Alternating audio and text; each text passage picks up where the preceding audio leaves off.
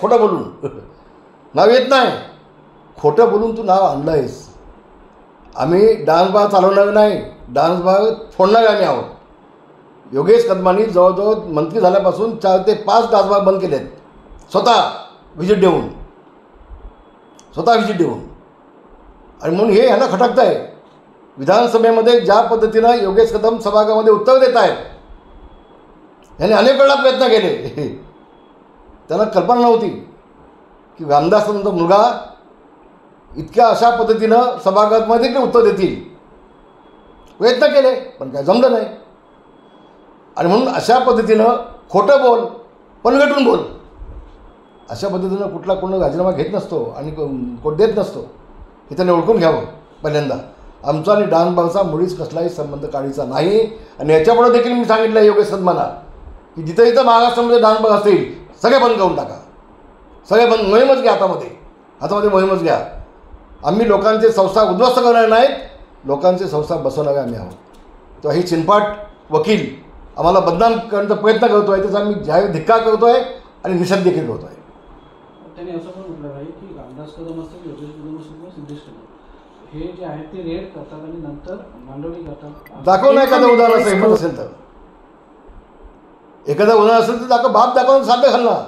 तुम्हाला फक्त उद्धव ठाकरे आणि या सगळ्या मंडळींना रामदास कदम आणि त्याची फॅमिली फार खटकते, अतिशय खटकते.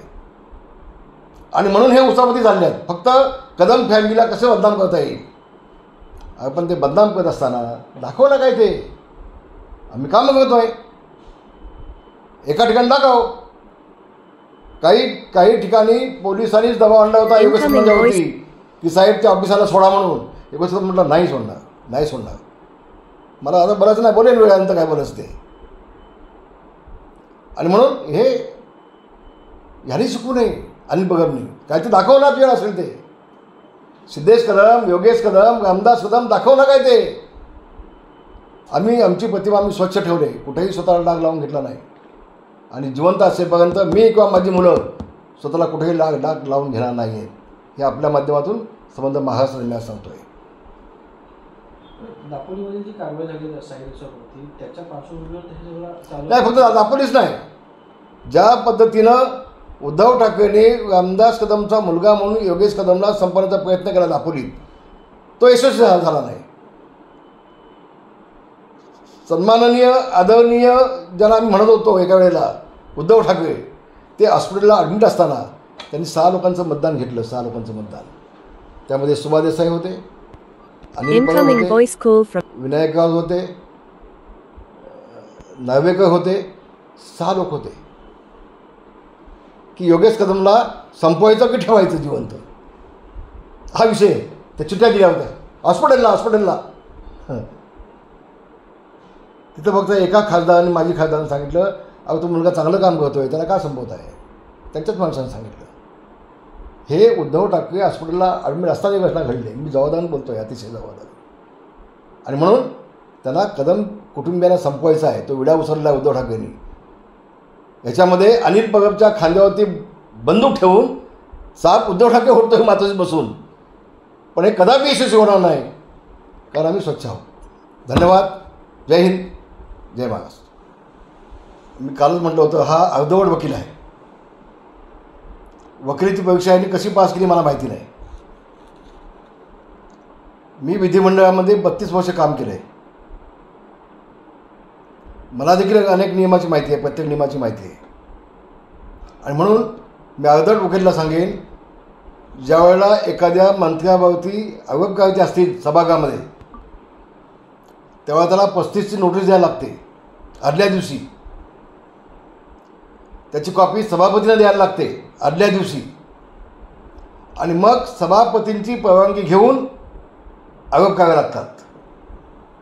मग तर या अर्धवट वकिलांनी कुठलीही नोटीस न देता योगेश कदमांना सभापतींकडे सदैव प्रकरणाची माहिती न देता योगेश कदम सभागृहात उत्तर द्यायला नसताना त्यांनी आरोप केलेले आहेत गपचूप. आणि मुळात सभापतींनी हे पटलावर ठेवताच कामा नये.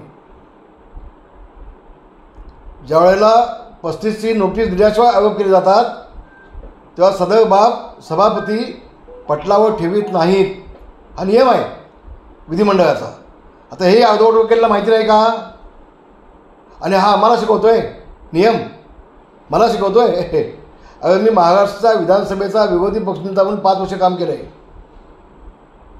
एक तर आपण नियमबाह्य काम करायचं विधानसभेमध्ये, विधिमंडळामध्ये, विधान परिषदेमध्ये. आणि माझ्या हक्क टाकून बघ म्हणजे काय? का धमकी देतोस तू? धमकी देतोस? अगं तुझ्या धमक्याला कोण बीक घालतंय रे? तुझ्यावरती उद्या हक्कभंग दाखल होणार. होय होणार. मागचे 2 दिवस विधानसभाचं कामकाज बंद होतं. कामकाज बंद होण्यापेक्षा सुट्टी होती, रजा होती 2 दिवस, आणि म्हणून हक्कभंग आम्ही टाकू शकलो नाही. सर्व अधिकारी सुट्टी होती, 2 दिवस होते, म्हणून हक्कभंग टाकू शकलो नाही मी. तू आम्हाला म्हटला कसलं आव्हान करतोस रे तू? तू जे सभागृहामध्ये 7 उतारा दाखवलास ना योगेश कदमाच्या नावाचा, आणि तिथं वाळू पडले म्हणून सांगितलंस, ये ना तुझ्या 50 पिढ्या घेऊन खाली बघायला ये तिथं वाळू आहे का. मग सभागृहामध्ये खोटी माहिती द्यायची, सभागृहामध्ये मंत्र्याची बदनामी करायची, आणि भावना टाकून बघा हक्कभंग म्हणजे काय? कोण आहेस तू? काय दादागिरी भाषा करतोयस? तुझी अवकात काय आहे? तू नियम तुला सगळं माहिती आहे, वकील असं म्हणतोस ना. मग बाप दाखव, आता साध्य घाल. अरे पोलिसांनी तू म्हटल्याप्रमाणे नियमानं बॉम्बे ॲक्टप्रमाणे जर हॉटेल सावलीवरती कारवाई केली असती तर मालकावरती गुन्हा दाखल झाला असता,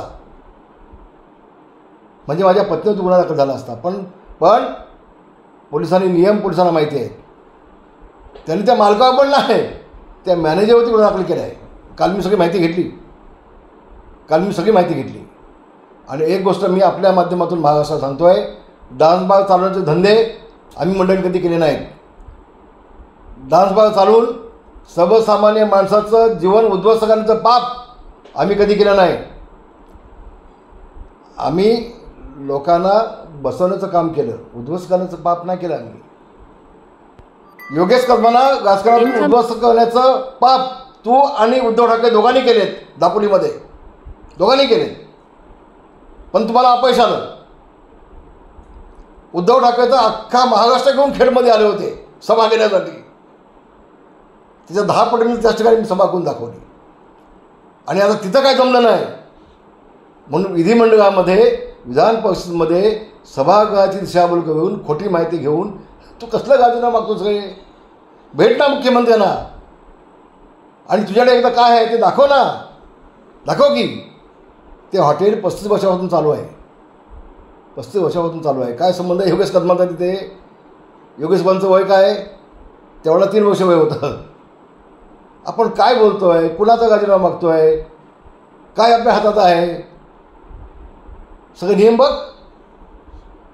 बघ ना. दादागिरी कसली भाषा होतीस कोणाकडे? आमच्याकडे. आणि म्हणून असल्या दादागिरीला भीक घालीत नाही. नियम मला चांगली माहिती आहेत.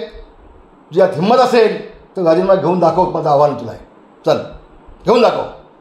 त्याला नियम आहेत ना. कुठलाही राज्यमंत्र्याचा संबंध नाही आहे.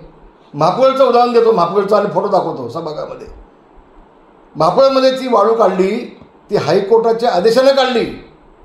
काल योगेश कदमांनी हायकोर्टाचे आदेश दाखवले पत्रकार परिषदेमध्ये. सन्माननीय हायकोर्टाच्या आदेशाने ती वाळू काढल्यानंतर हा सभागृहात फोटो दाखवतो. हे बघा योगेश कदमांचं काय करते आहे ते. माहिती तर घे, माहिती घे ना. एखादा माणूस व्यवसाय करत असेल आणि तो योगेश कदमांचा काय करत असेल, तो काय गुन्हा आहे का? कुणाचे फोटो दाखवायचे हाऊसमध्ये.